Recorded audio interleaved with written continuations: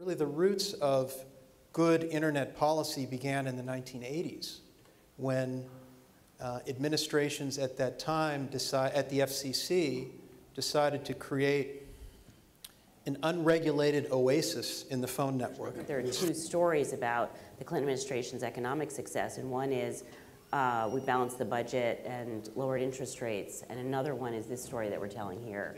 Some of the smartest people on the planet were sitting in the vice president's office and what are we going to do with this thing called the internet? And one of the things the vice president wanted us to do was to develop a policy framework.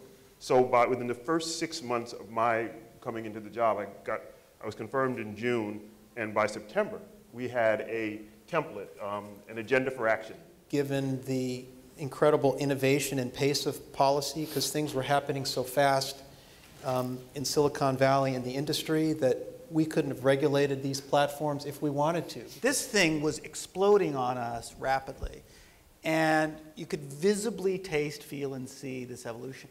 And I think this organic metaphor, this sort of like a brain synopsis kind of metaphor that took over, really did humble a regulator. I mean, and you could kill this living thing with the wrong choices. But it takes continuing vigilance in this sector to remind people, as President Clinton said, the first rule is to do no harm.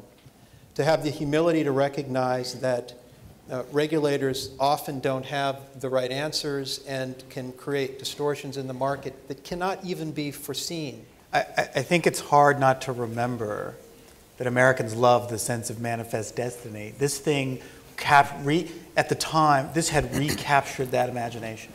This was the grandeur of America. It's great innovation capital of the world, the leading economy of the world. Remember, at the end of the 21st century, the United States was sitting globally pretty. It was considered the world's leading empire and one of the greatest to ever, and this thing played into that narrative quite beautifully. And the reason I think it's important to remember, it is just as important today.